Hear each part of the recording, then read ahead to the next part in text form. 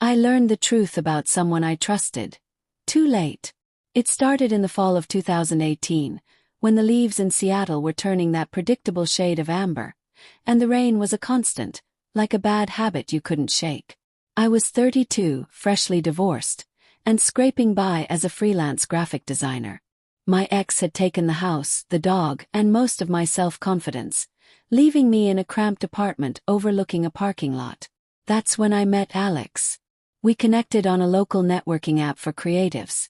Nothing romantic, just professionals swapping war stories. Alex was a photographer mid-30s, with a portfolio that screamed talent, moody urban landscapes, candid portraits that captured souls. He had that easy charm, the kind that made you feel like you'd known him forever.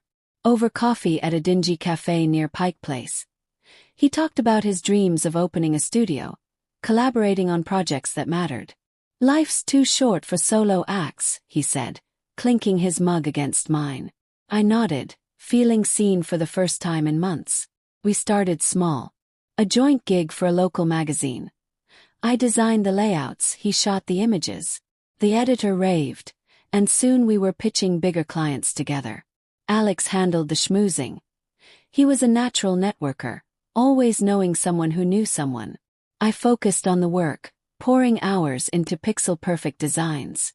By spring we'd formed a loose partnership, Harper and Hale Creative, named after our last names. No formal papers, just a handshake and shared Google Drive folders. "Trust is the foundation," Alex said one night over beers. "Contracts are for people who don't believe in each other." Believed. God, did I believe? My divorce had left me wary, but Alex was different. He showed up. When my mom got sick that summer, he covered a deadline so I could fly home to Ohio. He remembered my birthday with a custom print of one of his photos, a rainy Seattle street that mirrored my mood back then. We spent evenings brainstorming in his loft, jazz records spinning, ideas flowing like the wine he always had on hand. He confided in me too, about his rough childhood, bouncing between foster homes, how photography saved him. "You're the first person I've let in like this," he admitted once, eyes misty. Felt real, that bond. Like family but better, chosen. The red flags were there, subtle at first, like cracks in a foundation you ignore because the house still stands. Alex was always vague about money. "I'll handle the invoices," he'd say, waving off my offers to split the admin work. Checks came in sporadically, but he assured me it was just client delays. "You worry too much, Mia," he'd tease. "Focus on the art." I did. My portfolio grew. Clients praised our synergy. By 2020, amid the pandemic chaos, we pivoted to virtual collaborations, landing a contract with a tech startup for their rebranding. It was our biggest yet. $50,000 total, split down the middle. That's when things shifted. Alex suggested we formalize things, get an LLC. "For tax purposes," he explained. I agreed but dragged my feet on the paperwork. Life was hectic, remote work blurring days into nights. He took the lead, emailing me forms to sign digitally. I skimmed them, trusting his summary. Equal partners, shared profits. We celebrated virtually, toasting screens over Zoom. But the money from the tech gig, it trickled in slower than promised.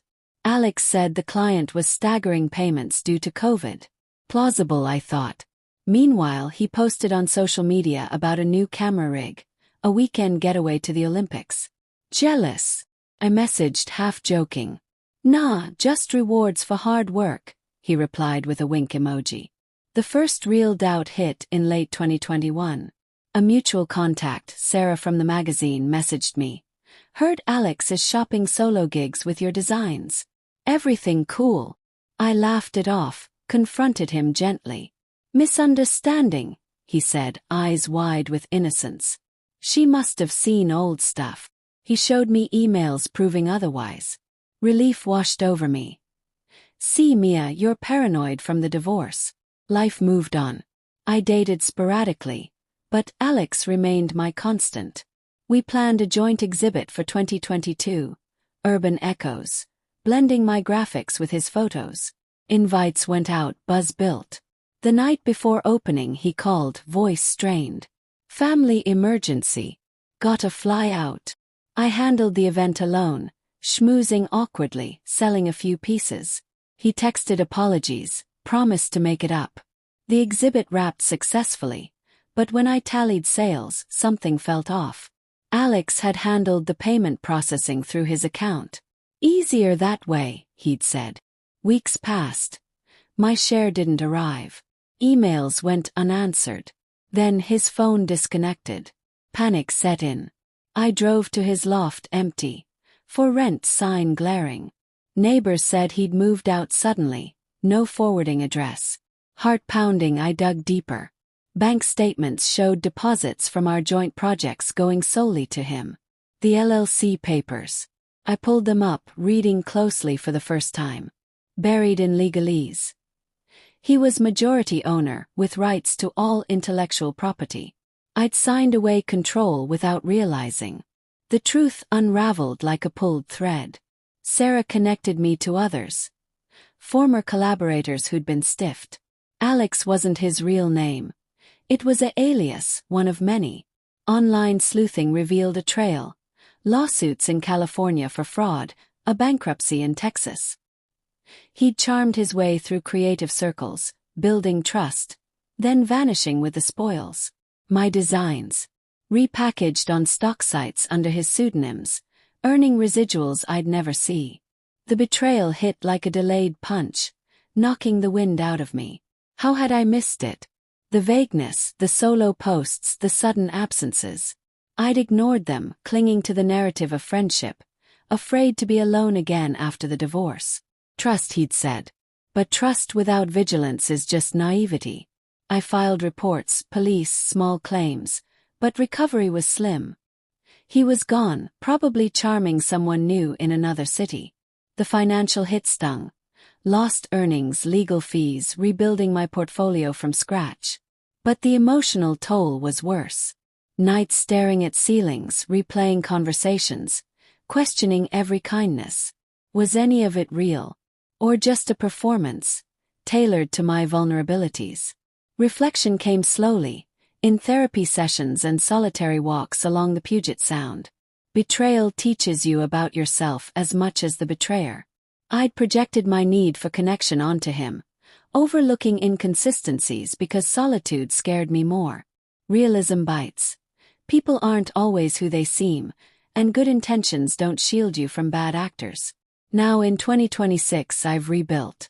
Solo studio, vetted partners, ironclad contracts. I mentor young creatives, warning them, trust but verify. The scar remains. A reminder that realization often comes too late, but it's never too late to learn. Sometimes I scroll old photos. Us laughing over mock-ups, his prints on my wall. I keep one framed, a rainy street, empty and echoing. It reflects back not just Seattle, but me, wiser, wary, but still open to the world.